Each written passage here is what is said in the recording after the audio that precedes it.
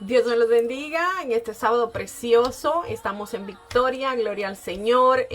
Bienvenidos a nuestra clase número 10 para la gloria y la honra de nuestro Señor. Esperamos que nos puedan acompañar durante todo el video y que si tienen alguna pregunta, algún comentario, por favor me lo hagan saber, me lo hagan llegar. Y bueno, comenzamos. Bueno.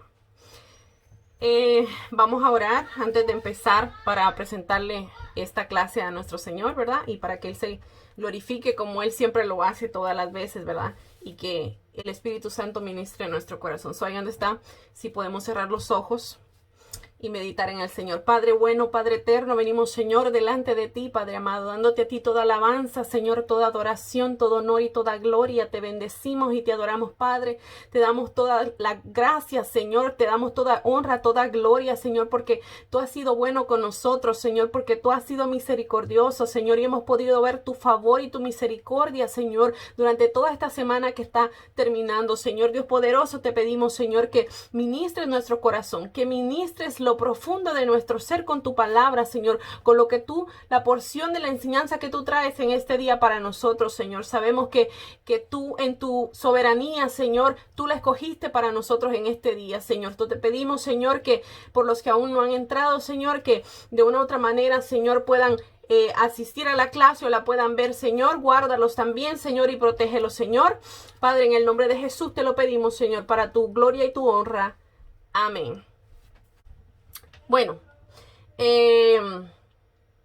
como le estaba diciendo a Jennifer, ¿verdad? La semana pasada terminamos de ver cómo Dios sacó a el pueblo de Israel, ¿verdad? De la esclavitud de Egipto, ¿ok?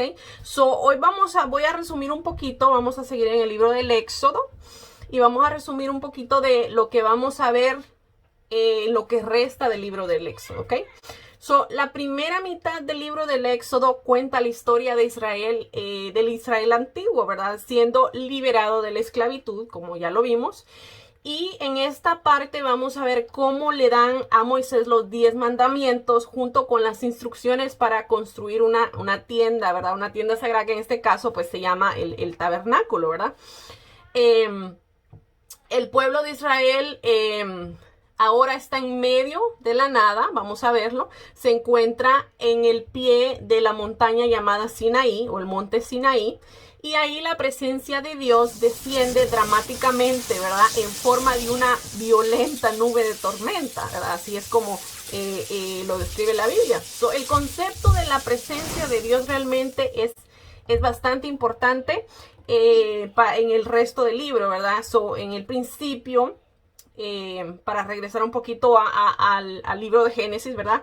En el principio de la Biblia, en el jardín del Edén, la humanidad estaba en presencia de Dios, en este caso pues Adán y Eva, ¿verdad?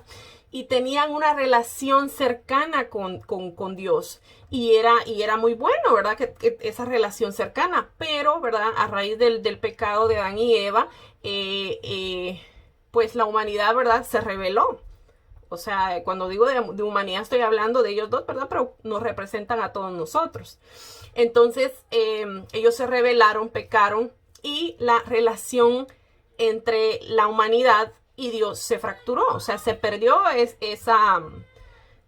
el acceso a la presencia de Dios. Pero después que todo esto aconteció, ¿verdad? Dios llamó a Abraham y le prometió que él restauraría su bendición a todas las naciones, por medio de él a todas las naciones. Y esto incluye, ¿verdad?, la restauración y el acceso a la presencia de Dios que se había perdido. Ok, ahora vemos aquí, ¿verdad? En el desierto, la presencia de Dios está presente frente a ellos. Y lo vamos a leer ya mismo. Y lo ven como algo bastante, ¿verdad?, aterrorizador, por llamarlo de una manera. Y vamos a ir descubriendo conforme leamos qué fue lo que pasó. Pero Dios está aquí para invitar a Israel, ¿verdad?, a tener una relación singular, cercana a Él. Y eso es lo que siempre Dios trata de hacer con nosotros, acercarnos a Él para que nosotros podamos tener una relación íntima con Él, porque eso es lo que Él quiere de nosotros, ¿ok?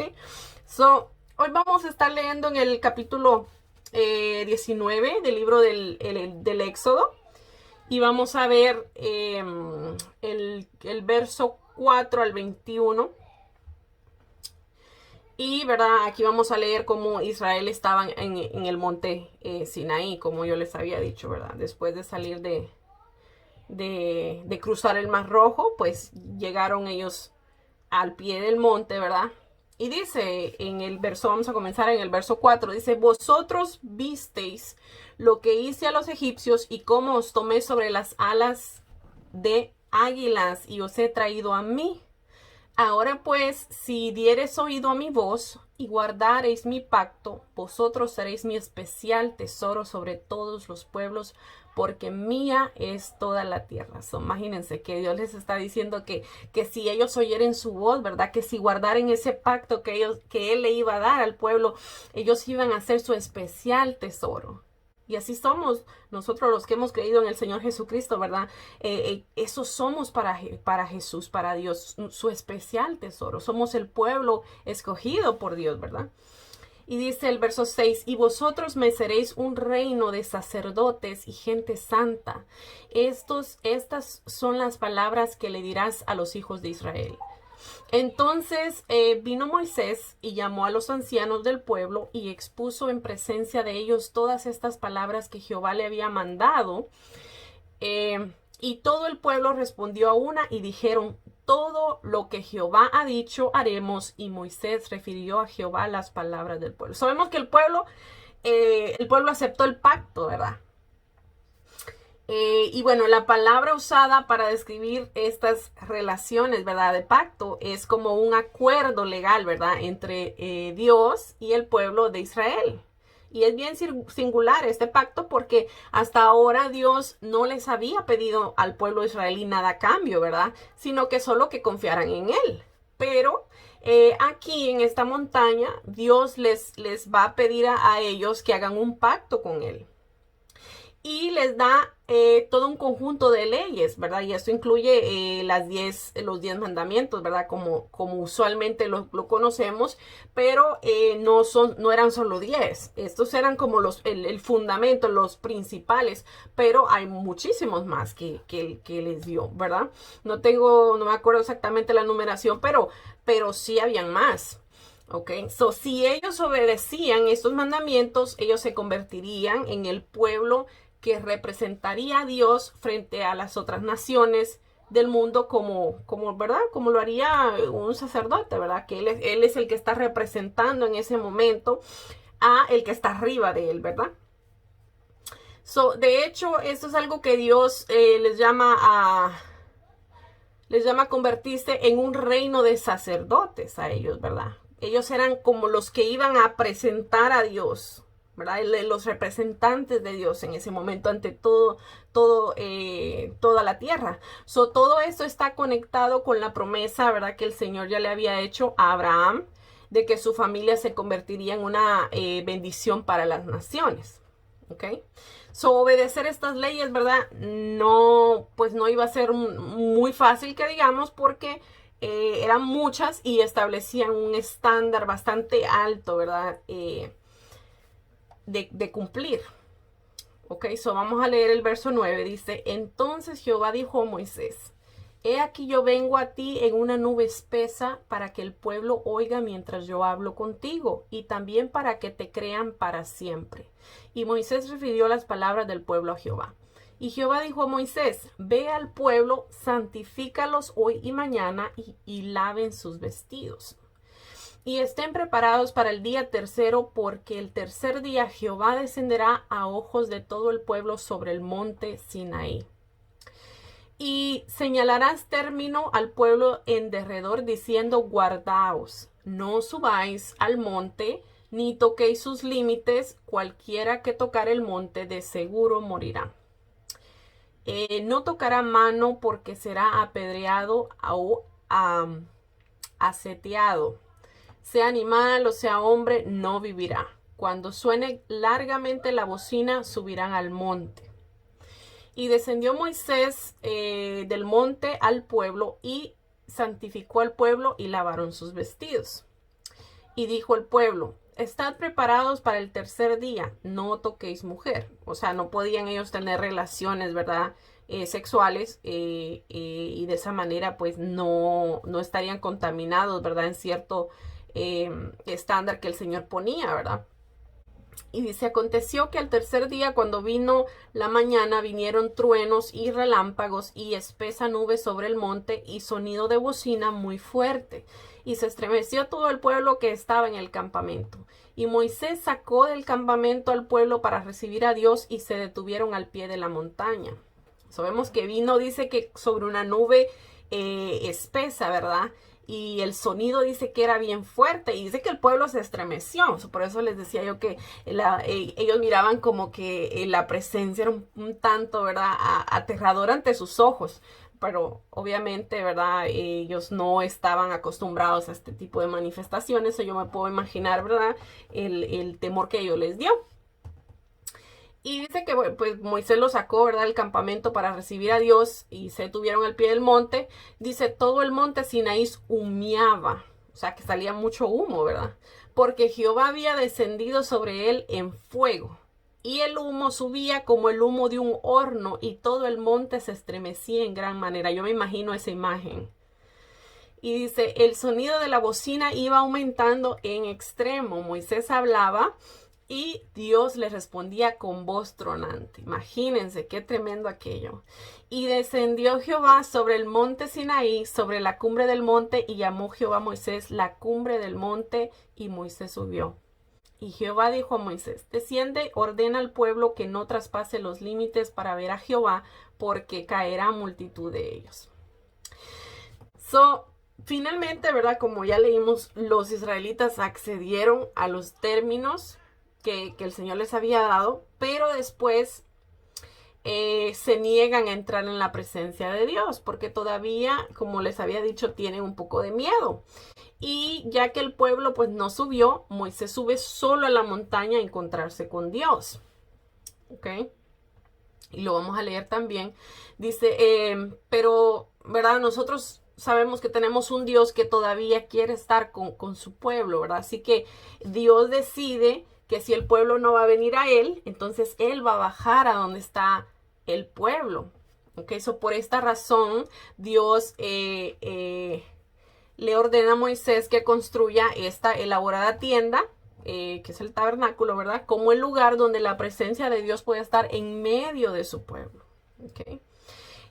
Durante su travesía en el desierto, cuando los israelitas estaban acampando al pie del monte Sinaí, Dios llamó a Moisés a que subiera al monte a hablar con él, y fue aquí donde Dios le dio los 10 mandamientos, que eso es algo que realmente nosotros, si nosotros, ¿verdad?, queremos servirle a nuestro Señor, tenemos que conocer, ¿verdad? Tenemos que conocer cuáles fueron esos 10 mandamientos, ¿verdad? Y qué dicen, qué significa cada uno de ellos, ¿ok? Vamos a leerlo en el capítulo 20 de Éxodos. Y se titula, obviamente, ¿verdad?, los 10 mandamientos, ¿ok? Y dice, bueno, y habló Dios todas estas palabras diciendo, yo soy Jehová tu Dios, que te saqué de la tierra de Egipto, de casa de servidumbre. No tendrás dioses ajenos delante de mí. Ese es el primer mandamiento, imagínense. No tendrás dioses ajenos delante de mí. Este mandamiento prohíbe el adorar a cualquier otra cosa que no sea Dios, que no sea Él, ¿verdad? Israel no debía invocar a ninguno de los dioses de las demás naciones, ¿verdad? Porque las demás naciones tenían varias deidades a las que ellos adoraban. Pero a Israel se le ordenó que no podía tener más dioses delante de ellos, ¿verdad? Que Dios era el único al que ellos deberían de adorar. Ok, en la antigüedad todas las culturas tenían un montón de dioses, tenían un montón incluso adoraban al sol, a la luna, a Júpiter, pero Israel era el único que tenía un solo Dios, ¿verdad? Y ahora podemos entender nosotros por qué. O sea, porque Dios les mandó, yo soy único, yo soy uno solo. Y no pueden ustedes adorarme a mí y adorar a los demás dioses también. ¿Ok? Eso es lo que Dios les ordenó. Se le ordenó que temiera al Señor y le sirviera solo a Él. Para los creyentes del Nuevo Testamento, esto quiere decir que al menos, por lo menos 3 cosas, ¿verdad? La adoración de los creyentes debe dirigirse solo a Dios, ¿ok? No puede haber adoración alguna, ni oración, ni búsqueda de dirección y de ayuda a dioses ajenos, a espíritus, ni a personas que hayan muerto, ¿verdad? Eso es contrario a lo que dice la palabra. En 1 Corintios 10, 19 al 20 dice, este es el apóstol Pablo hablando, dice, ¿qué digo pues? ¿Qué es el ídolo? ¿Que el ídolo es algo o que sea algo lo que sacrifica a los ídolos? Antes digo, lo que los gentiles sacrifican, a los demonios lo sacrifican y no a Dios. Y no quiero que vosotros hagáis partícipes con los demonios. El apóstol Pablo mira el hecho de que otras gentes sacrifiquen ya sea alabanza, adoración o un sacrificio de algún animal o incluso sacrificaban hasta niños. Todo esto, todo lo que involucra adoración a otra deidad, el apóstol Pablo lo ve como que es un sacrificio para un demonio. Y eso lo está diciendo él aquí, ¿verdad? Los creyentes deben consagrarse totalmente a Dios. ¿Ok? Dice, no te harás imagen ni ninguna semejanza de lo que esté arriba en el cielo, ni debajo de la tierra, ni en las aguas debajo de la tierra. No te inclinarás a ellas, ni las honrarás, porque yo soy Jehová tu Dios, fuerte, celoso, que visito la maldad de los padres sobre los hijos hasta la 3ª y 4ª generación de los que me aborrecen. Y hago misericordia a millares, a los que me aman y guardan mis mandamientos. Okay. La prohibición contra la adoración de otros dioses exigía que no se hiciera ninguna imagen de ellos, ¿verdad? Ni podían a nadie hacer una imagen de Dios, del Señor mismo, y esto lo mandó Dios a Moisés, ¿verdad? Y se los recuerda en Deuteronomio. Vamos a leerlo, ¿verdad? Vamos a leerlo ahora, Deuteronomios 4, 15 al 19, y después vamos a ver los versos 23 al 28 y vamos a ver de último el 39. Una cosa que yo quiero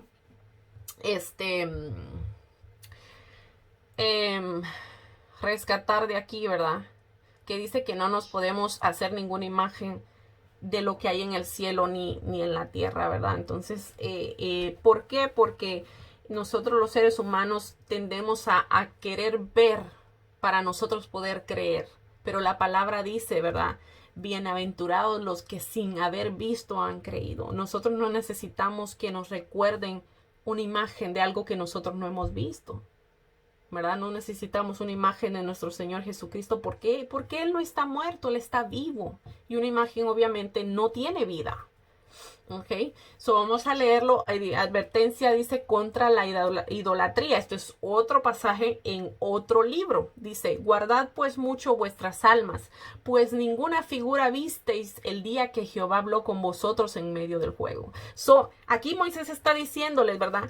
Ustedes no pueden hacer ninguna imagen de Dios porque ustedes no vieron a Dios, no vieron ninguna imagen de Dios. ¿Okay? Dice, para que no os corrompáis y hagáis para vosotros escultura, imagen de figura alguna, esfinge de varón o de hembra, figura de animal o de alguno que está en la tierra, figura de ave, alguna alada que vuele por el aire, figura de ningún animal que se arrastre sobre la tierra, figura de pez o alguna que haya en el agua o debajo de la tierra. No sea que alcéis los ojos al cielo y viendo el sol y la luna y las estrellas y todo el ejército del cielo. Cuando habla del ejército del cielo está hablando de las estrellas y los planetas, ¿ok? Dice, seas impulsado y te inclines a ellos y les sirvas, porque Jehová tu Dios los ha concedido a todos los pueblos debajo de todos los cielos. Como quien dice, ¿verdad? ¿Cómo es que tú vas a adorar al sol en vez de adorar al Dios que creó el sol, ¿verdad? Que es Dios, que es Jehová. Eso es prácticamente lo que está diciendo aquí. Dice, guardaos, no os olvidéis del pacto de Jehová vuestro Dios, el que estableció con vosotros, y no hagáis escultura o imagen de ninguna cosa que Jehová tu Dios te ha prohibido. So, se acuerdan que leímos anteriormente, ¿verdad? Que Jehová descendió y ellos no pudieron ver ninguna imagen porque dice la palabra que era una nube espesa, dice, como en forma de nube, que donde salían truenos y relámpagos. So, ellos no pudieron ver exactamente quién era Dios, ¿verdad? O sea, la imagen de Dios, por decirlo así. Dice, porque Jehová tu Dios es fuego consumidor, Dios celoso. So, como hablábamos, ¿verdad?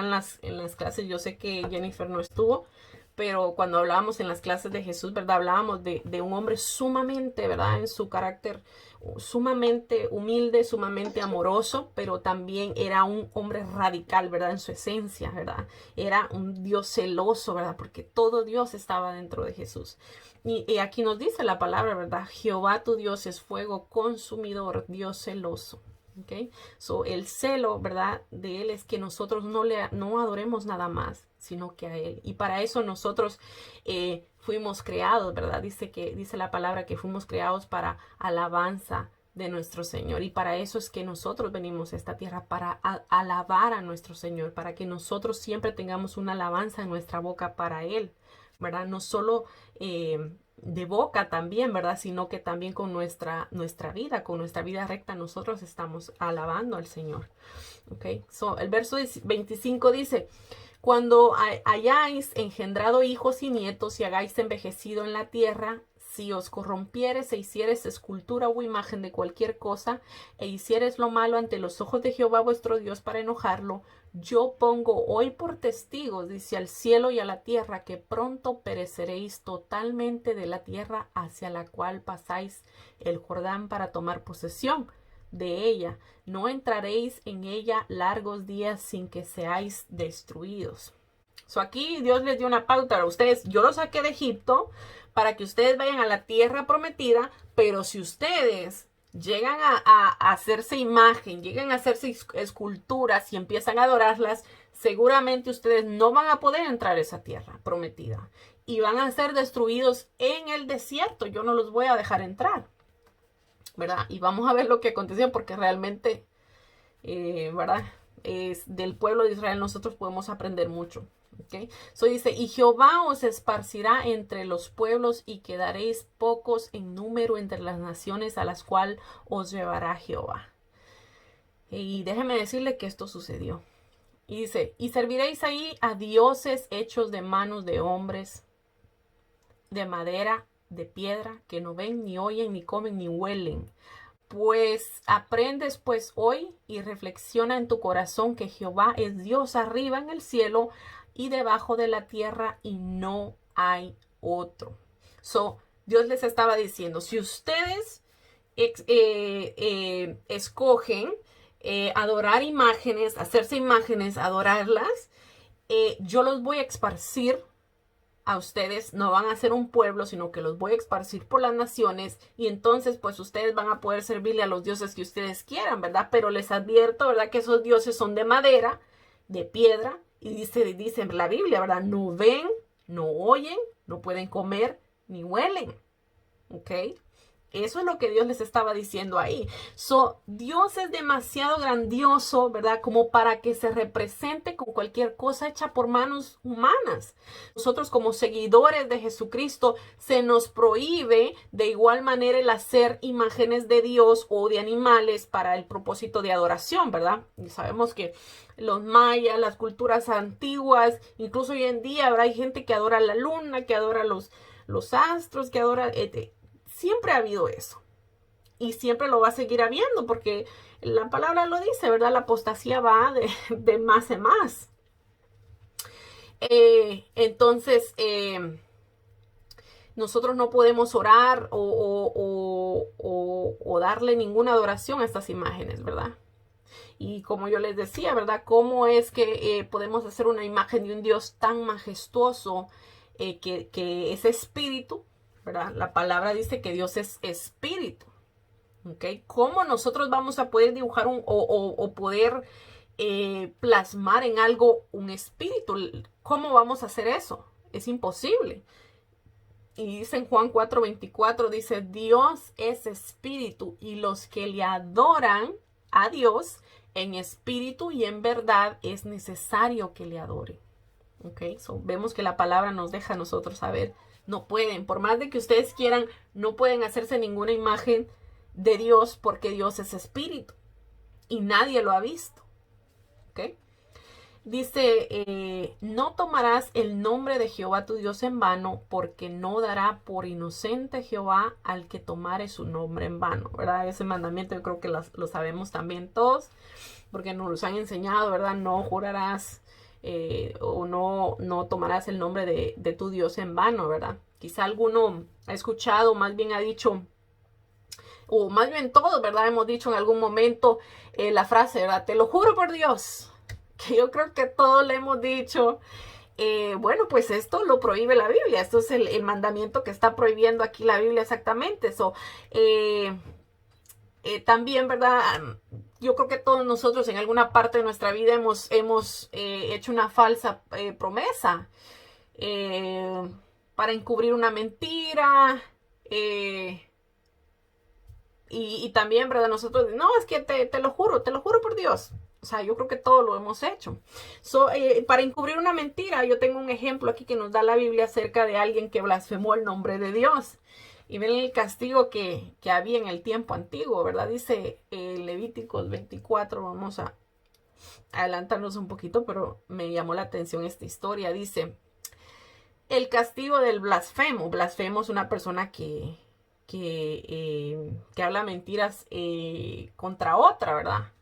Dice, en aquel tiempo el hijo de una mujer israelita, el cual era hijo de un egipcio, salió de entre los hijos de Israel, y el hijo de la israelita y un hombre de Israel riñeron en el campamento, o sea, estaban peleando, ¿verdad? Y dice, y le dijo la mujer israelita, blasfemó el nombre y lo maldijo. Entonces lo llevaron a Moisés, y su madre se llamaba Selomit, hija de Bidri, de la tribu de Dan, y lo pusieron en la cárcel hasta que les fuese declarado la palabra de Jehová. Y Jehová habló a Moisés diciendo, saca al blasfemo fuera del campamento, y todos los que lo oyeron pongan sus manos sobre la cabeza de él y apedréenlo toda la congregación. Y los hijos de Israel, y a los hijos de Israel hablarás diciendo, cualquiera que maldijere a su Dios llevará su iniquidad. Y el que blasfemare el nombre de Jehová ha de ser muerto. Toda la congregación lo apedreará, así el extranjero como el natural, si blasfemare el nombre, que muera. Imagínense la sentencia. Era una sentencia de muerte totalmente. O sea, no había chance. Lo apedreaban, lo tenían que aprender a apedrear, y era una orden, ¿verdad? Directamente de Dios. El nombre de Dios debe de ser reverenciado, exaltado, respetado como profundamente sagrado. Debe emplearse solo de una manera santa. Nosotros no podemos decir, te lo juro por Dios, más sabiendo que nosotros muchas veces que hemos dicho esas palabras, lo hemos hecho para avalar una mentira, ¿verdad? Incluso hay mucha gente que jura hasta por sus hijos. Yo lo he escuchado. Y es lamentable, ¿verdad? Porque si nosotros conociéramos un poquito más acerca de lo que dice la palabra, ¿verdad? Y estuviéramos un poquito más conscientes, ¿verdad? De lo que Dios le agrada y lo que no, nosotros no haríamos eso. ¿Ok? Vamos acuérdate del día de reposo para santificarlo. 6 días trabajarás y harás toda tu obra, mas el séptimo día de reposo para Jehová tu Dios es. No hagas en él obra alguna, ni tu hijo, ni tu hija, ni tu siervo, ni tu criada, ni tu bestia, o sea, ni los animales que tú usas para trabajar, ni tu extranjero que está dentro de tus puertas. Porque en 6 días hizo Jehová los cielos y la tierra, el mar y todas las cosas que en ellos hay. Y reposó en el séptimo día, por tanto Jehová bendijo el día de reposo y lo santificó. Eso era un mandamiento. Tenían que reposar un día. En el día de reposo en el Antiguo Testamento era el séptimo día de la semana. ¿Okay? El hecho de mantenerlo santo significaba tratar ese día diferente a los otros días. porque ese día era para descansar del trabajo, pero principalmente era para servir a Dios y concentrarse en las cosas espirituales del Señor. ¿Ok? Un poquito más adelante vamos a hablar sobre los días de la semana y de cómo los llegaron a llamar como hoy en día los conocemos. No lo tengo exactamente aquí, pero yo sé que lo incluí en algún punto de las clases o lo vamos a estudiar. Honra a tu padre y a tu madre para que tus días se alarguen en la tierra que Jehová tu Dios te da. Este mandamiento requiere de nosotros todas las atenciones posibles a nuestros padres. Apoyo material, respeto y obediencia, ¿verdad? También en Efesios 6, 1 al 36 dice, hijos, obedeced en el Señor a vuestros padres, porque esto es justo. Honra a tu padre y a tu madre, que es el primer mandamiento con promesa. O sea, no es que fuera el primer mandamiento, sino que dentro de todos los mandamientos que el Señor les dio, este era el primero que tenía una promesa adjunta, ¿verdad? Y eso es que les iban a dar larga vida a los que honraran a sus padres, ¿verdad? Dice, para que te vaya bien y seas de larga vida sobre la tierra.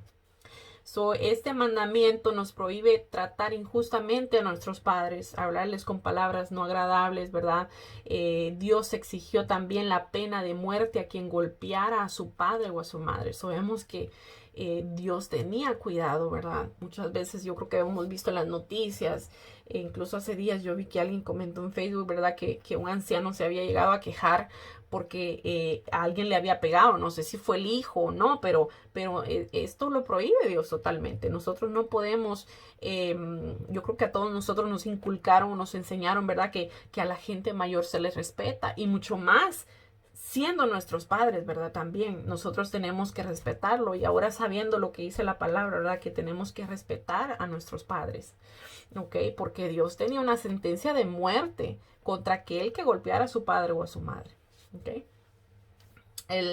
No matarás. Prohíbe el asesinato premeditado. Dios prescribió la pena de muerte por violar este mandamiento. Y lo vamos a ver, dice en Génesis 9:6, dice, el que derramare sangre de hombre, por el hombre su sangre será derramada, porque a imagen de Dios es el hecho el hombre.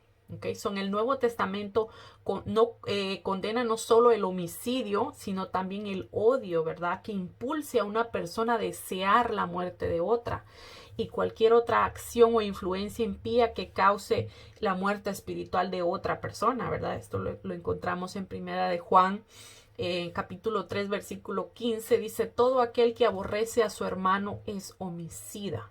Y sabéis que ningún homicida tiene vida eterna o vida permanente en él.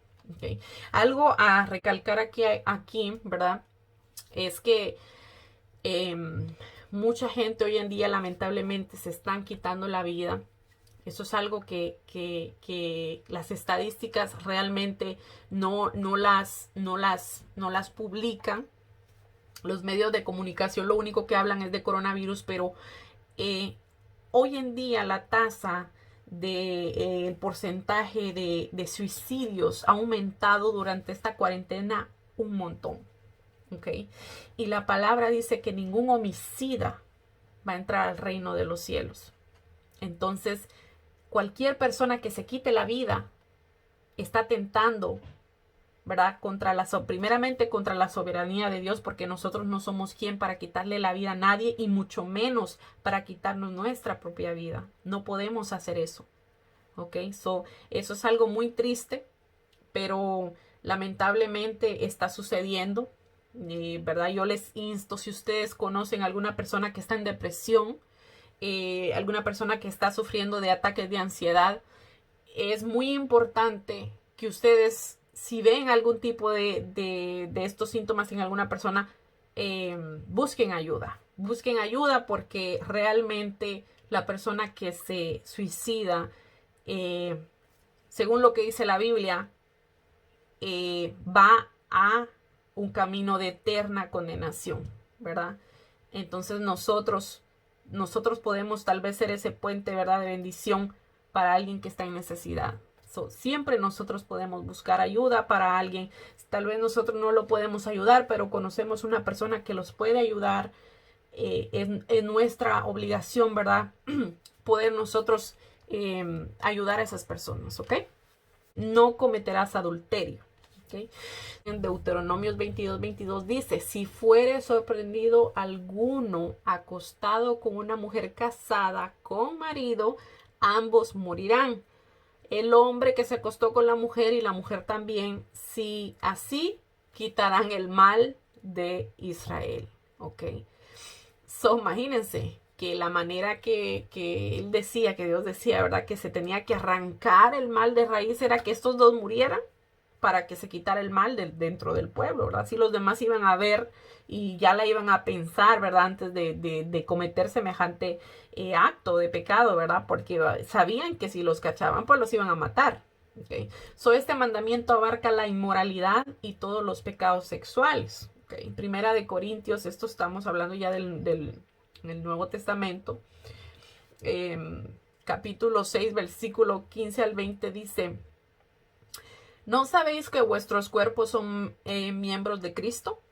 Quitaré pues los miembros de Cristo y los haré miembros de una ramera. Una ramera pues es una prostituta, ¿verdad? Como ya ustedes saben. Dice: de ningún modo. ¿O no sabéis que el que se une con una ramera es un cuerpo con ella? Porque dice: los dos serán una sola carne. Pero el que se une al Señor, un espíritu es con él. Huid de la fornicación. Cualquier otro pecado que el hombre cometa está fuera del cuerpo, mas el que fornica contra su propio cuerpo peca. ¿Ok? Cualquier pecado que nosotros cometamos va a ser externo, pero un pecado sexual va a estar, vamos a pecar, dice la palabra, contra nuestro propio cuerpo. Y dice: ¿o ignoráis que vuestro cuerpo es el templo del Espíritu Santo, el cual está en vosotros, el cual tenéis de Dios y que no sois vuestros? ¿Okay? Cuando nosotros aceptamos al Señor Jesucristo como nuestro Señor y Salvador, somos sellados por el Espíritu Santo. En ese momento que nosotros hacemos la oración de aceptación, como a nuestro Señor Jesucristo como nuestro Señor y único y exclusivo Salvador, en ese momento el Espíritu Santo, dice la palabra, nos sella. ¿Ok? Y venimos nosotros a ser el templo del Espíritu Santo. O sea, el Espíritu Santo viene a ser morada dentro de nosotros. ¿Ok? Por eso es que dice aquí la palabra, ¿verdad? Que nosotros ya no somos de nosotros mismos, sino que le pertenecemos a Dios. Nos hemos unido en un espíritu con Dios. ¿Ok? Dice: porque habéis sido comprados, dice, por un precio. Jesucristo nos compró a nosotros con un precio, ¿verdad? Glorificad pues a Dios en vuestro cuerpo y en vuestro espíritu, los cuales son de Dios. ¿Ok? El adulterio es la infidelidad conyugal. Y el tener relaciones con tu pareja sin estar casados es, pues obviamente, ¿verdad?, tan abominable ante los ojos de Dios que la Biblia condena su práctica. O sea, no se puede, ¿verdad? La Biblia enseña que el adulterio y la fornicación transgreden la ley moral. ¿Okay? En la ley del Antiguo Testamento era punible con la muerte, o sea, era penado con la muerte, ¿verdad? El adulterio traía causas permanentes y grandes consecuencias, y el que comete adulterio llevaba la afrenta, dice, por el resto de su vida. Eso lo vemos en Proverbios 6, 32, 33, dice: más el que comete adulterio es falto de entendimiento.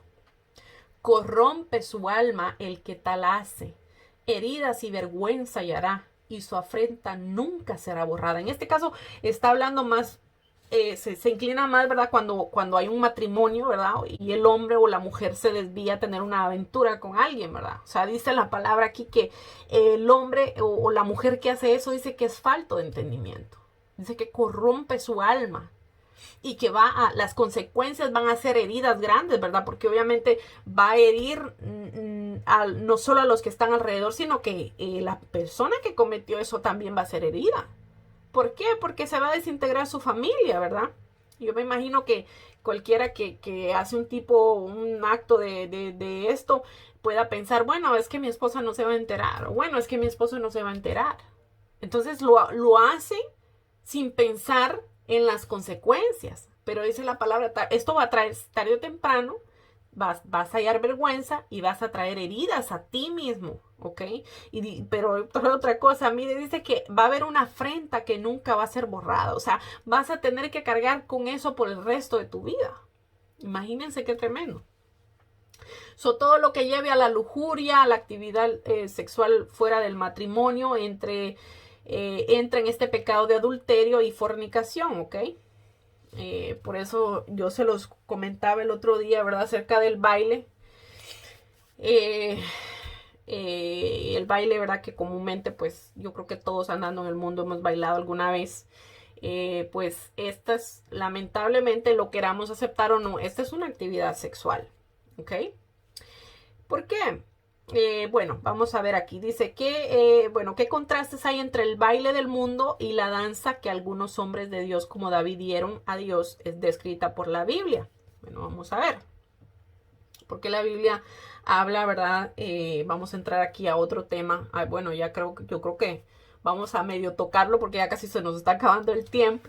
Pero recuerdan, para darles un resumen corto acerca de esto, pero sí quiero tocar los siguientes puntos, pero para que ustedes entiendan, porque yo pienso que el baile que el mundo practica, yo lo veo como una actividad sexual. Bueno, cuando dos personas, un hombre y una mujer, pues bailan, obviamente, pues están acercándose mucho, ¿verdad? Yo creo que eso ya lo habíamos comentado en una clase. Entonces, nosotros, en los movimientos de nuestro cuerpo que estamos haciendo durante un baile, ¿verdad? Sobre todo si son estos bailes donde la gente se apega mucho, como lo hemos visto ahora, el reggaetón que está teniendo la juventud ahora, es un desastre.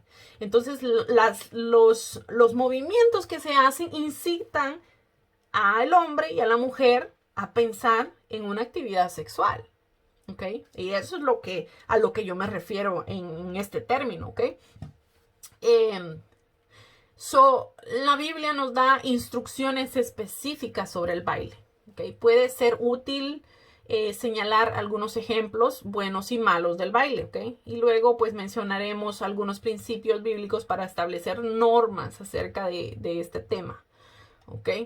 En Éxodos 32, 6, vamos a ver después el verso 19 al 25, dice,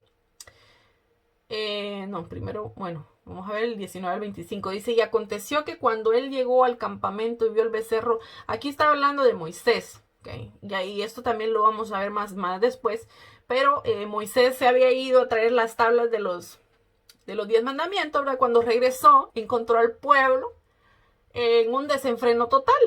Vieron que Moisés no bajaba, entonces dijo, bueno, ¿saben qué? Vamos a hacernos dioses. Hicieron un becerro, un toro, como le quieran llamar, de oro, dice, y empezaron a adorarlo. Imagínense, lo que el Señor les había mandado los 10 mandamientos, ya el pueblo abajo se estaba desenfrenando porque pensaron que algo le había pasado a Moisés. Y dice que cuando llegó Moisés al campamento, dice, y vio el becerro y las danzas, dice, imagínense, había gente danzando ahí. Ardió en ira a Moisés y arrojó las tablas de sus manos y las quebró al pie del monte. ¿Okay?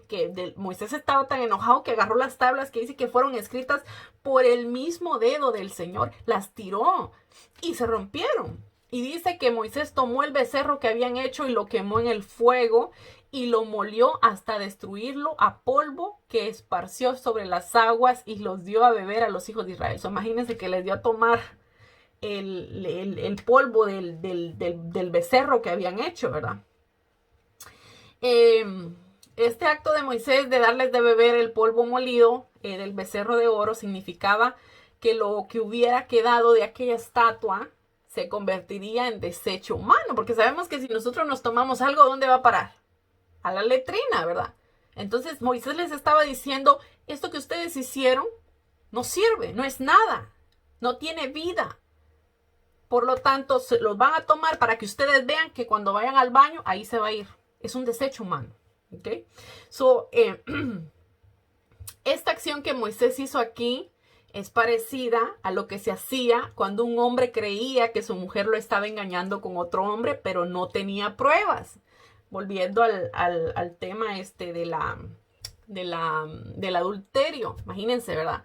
Y en el libro de Números, el título dice Ley sobre los celos. Okay, habían hombres que pensaban que su esposa se había acostado con otro hombre, pero no tenían pruebas. Entonces, ¿cómo Dios resolvía esto?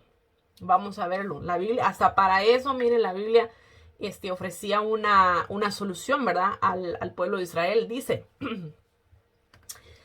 también Jehová habló a Moisés diciendo, habla a los hijos de Israel y dile, si la mujer de alguno se descarriare y le fuera infiel, y alguno cohabitare con ella y su marido no lo hubiese visto por haberse ella amancillado, ocultamente, ni hubiere testigo contra ella, ni ella hubiere sido sorprendida en el acto, si viniere sobre él espíritu de celos, y tuviere celos de su mujer, habiéndose ella mancillado, o viniere sobre él el espíritu de celos, y tuviere celos de su mujer, no habiéndose ella mancillado. O sea, que aquí podía ser de las dos maneras.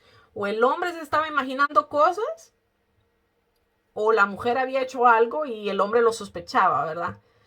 Aquí también ocurría esto para, como un hecho vamos a decirlo, de proteger a la mujer, ¿verdad? Porque muchos hombres se encelaban sin argumentos, ¿ok? Dice, entonces el marido traerá a su mujer al sacerdote y con ella traerá su ofrenda, la 10ª parte de un efa de harina de cebada, y no echará sobre ella aceite ni pondrá sobre ella incienso, porque es ofrenda de celos, ofrenda recordativa que trae a memoria el pecado. Y el sacerdote hará que ella se acerque y se ponga delante de Jehová, y luego tomará el sacerdote el agua santa de un vaso de barro. Tomará también el sacerdote del polvo que hubiere en el suelo del tabernáculo y lo echará en el agua. Imagínense, del polvo que había ahí lo tenía que echar en el agua.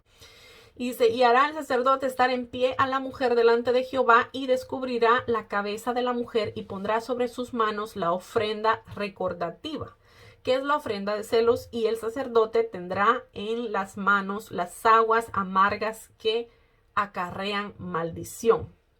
El sacerdote la conjurará y le dirá, imagínense, esto era lo que se hacía, ¿verdad? Si alguno ha dormido contigo, y si no te has apartado de tu marido inmundicia, libre seas de estas aguas amargas que traen maldición. Mas si te habieses descarriado de tu marido y te has amancillado y has cohabitado contigo, contigo alguno fuera de tu marido, el sacerdote conjurará a la mujer con juramento de maldición y dirá a la mujer, Jehová te haga maldición y execración en medio de tu pueblo, haciendo Jehová que tu muslo caiga y que tu vientre se hinche. Y estas aguas que dan maldición entrarán en tus entrañas y harán hinchar tu vientre y caerá tu muslo. Y la mujer dirá, amén, amén. ¿Ok?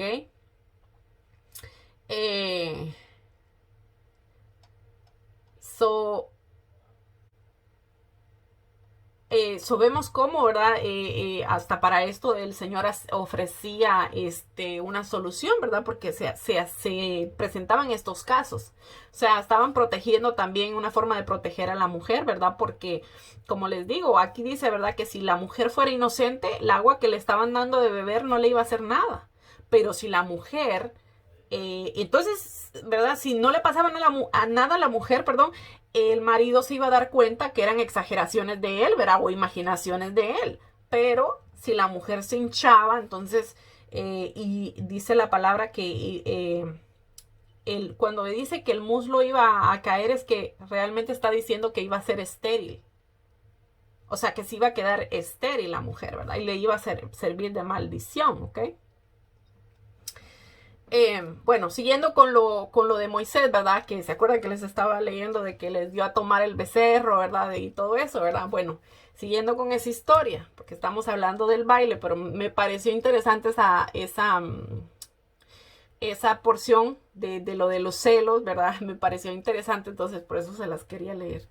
Pero dice, y dijo Moisés a Aarón, ¿qué te ha hecho este pueblo que has traído sobre él tan gran pecado? ¿Verdad? Hablando de que estaban adorando a un toro, ¿verdad? Y respondió Aarón, no se enoje mi señor, tú conoces al pueblo que es inclinado al mal.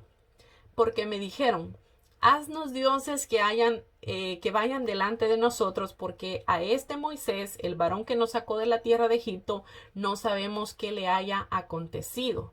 Y yo les respondí, ¿quién tiene oro? Apartadlo. Y me lo dieron y lo eché en el fuego y salió este becerro. Y viendo Moisés que el pueblo estaba desenfrenado, porque Aarón lo había permitido para vergüenza de entre sus enemigos. Ok, imagínense.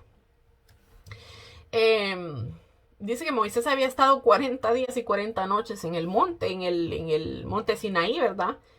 Con el Señor, que el Señor le estaba dando las tablas, los mandamientos. Entonces el pueblo, cuando yo vio que Moisés no bajaba, pues pensaron pues que se había muerto, ¿verdad? Entonces ellos, pues, como venían de Egipto, de ver de una civilización, ¿verdad? Que adoraba muchos dioses, ellos traían eso arraigado en su corazón.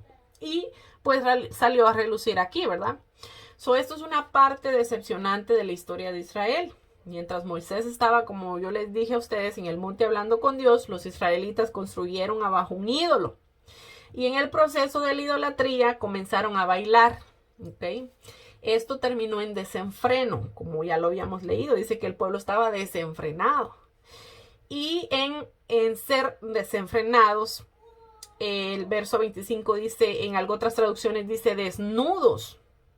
O sea, que imagínense que el desenfreno de la idolatría, el baile, dice que hasta se desnudaron para bailar, imagínense. En este caso, el baile condujo a una actividad muy pecaminosa. Okay. También habían en la Biblia algunas danzas de regocijo, poniéndola en contraste, ¿verdad? O sea, también habían unas danzas de regocijo, pero eran muy diferentes a la clase de baile que obviamente el mundo actualmente practica, ¿verdad? Por ejemplo, en Éxodos 15:20 dice que María, la hermana de Moisés y Aarón, bailaba para celebrar la victoria que el poder de Dios había traído cuando ellos cruzaron el Mar Rojo. ¿Ok? En 2 de Samuel 6:12 al 16 vemos también que dice que David danzó delante de Jehová para celebrar cuando se trajo el arca de Dios a Jerusalén. Y esto sí lo vamos a leer porque es bien interesante.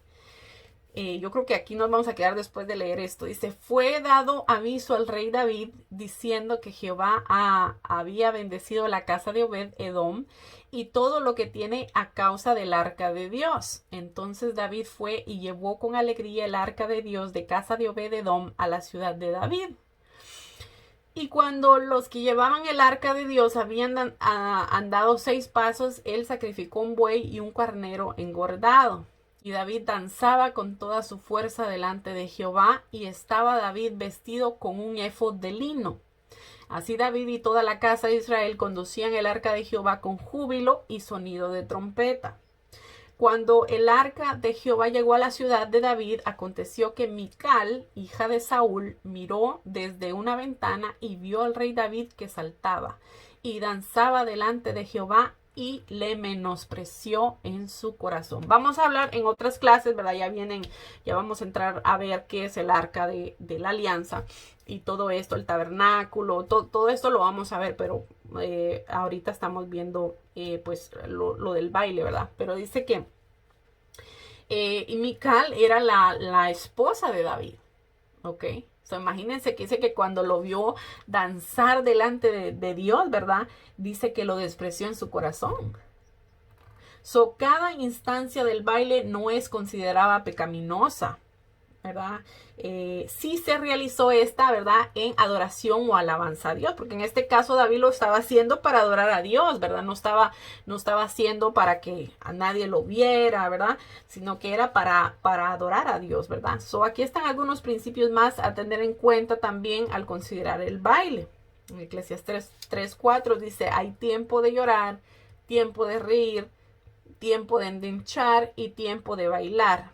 ¿ok? So hay un momento apropiado para bailar y por consiguiente un momento inapropiado para bailar, ¿verdad? En Salmos 149:3, ahora no me tomen a mal, cuando digo un tiempo apropiado para bailar, no estoy hablando del baile que usualmente el mundo conoce. Vamos a ver ahora lo que yo les estoy hablando. Dice Salmo 149:3, dice, alaben su nombre con danza, con pandero y con arpa a él canten. O sea, están diciéndole, alaben con danza a Dios. Dice Salmo 150, alabadle con pandero y danza, alabadle con cuerdas y flautas. So, ambos pasajes mencionan que podemos adorar o alabar a Dios con danza, ¿ok? Primera de Corintios 6:19-20 dice, o ignoráis, ¿verdad? Que vuestro templo es el templo del Espíritu Santo, ya lo habíamos leído, ¿verdad? Y dice, porque habéis sido comprados con un precio, ¿verdad? Nuestros cuerpos pertenecen a Dios. Son el templo del Espíritu Santo, así que todo lo que nosotros hacemos debemos hacerlo para Él. Bailar para llamar la atención sobre sí mismo, ¿verdad? Que es lo que pasa cuando uno está bailando secularmente, ¿verdad? O sobre su cuerpo, ¿verdad? Por lo tanto, esto sería pecaminoso, ¿verdad? Si nosotros bailamos para que nos miren o para darle una satisfacción a nuestro cuerpo, eso sería pecaminoso. Pero si nosotros vamos a danzar para el Señor, con una alabanza para Dios, eso es un tipo de alabanza para Dios. ¿Ok? En primera de Corintios 7:3-1 dice, el escritor dice, ¿verdad? En este caso, Pablo dice, bueno le sería al hombre no tocar mujer. Pablo reconocía que los hombres tienen un impulso sexual muy fuerte que es fácil de incitar, ¿verdad? Debido a esto, muchos estilos de bailar en pareja, pues aún fuera del matrimonio, ¿verdad? Pueden ser tentadores, especialmente para el hombre, ¿verdad? También Pablo le dice a Timoteo, huye también de las pasiones juveniles. Cualquier baile que despierta deseos pecaminosos en nosotros mismos o en otros es un pecado. ¿Ok? Eso es lo que yo quería llegar.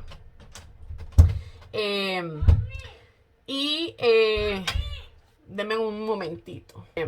Bueno, y dice, y cualquiera que haga tropezar, dice también dice la palabra, dice, cualquiera que haga tropezar a alguno de estos pequeños que creen en mí, mejor le fuera que se colgase al cuello una piedra de molino de asno y se le hundiese en el profundo del mar. Nosotros no podemos servir de tropiezo a nadie, ¿verdad? Aunque en este pasaje Jesús estaba hablando acerca de hacer tropezar a los que creen en Él, ¿verdad? También podemos tomarlo en cuenta para las demás personas, ¿verdad? Hacer algo que pueda causar a alguien tropezar. En este caso, si nosotros vamos a bailar con alguien, pues lo vamos a hacer a esa persona que peque, porque nos va a codiciar, ¿verdad? Nosotros estamos sirviendo de piedra de tropiezo, ¿verdad? Bailar de una manera que cause a alguien que cometa, que piense en lujuria, ¿verdad? Caería bajo esta pauta, ¿verdad? O sea, no podemos nosotros tentar a nadie para que peque, ¿verdad? Y mucho menos, ¿verdad?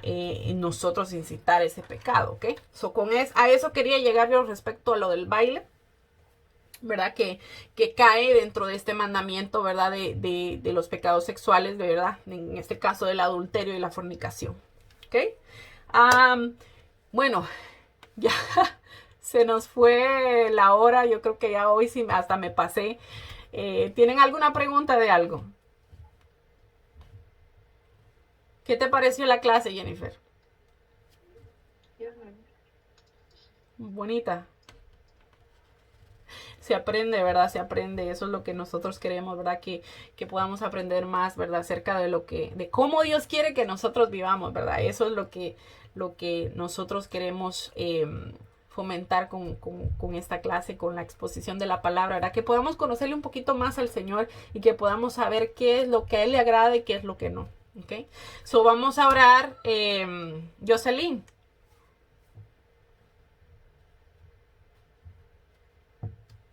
No sé si está ahí. ¿Quieres hacer la oración, mamá?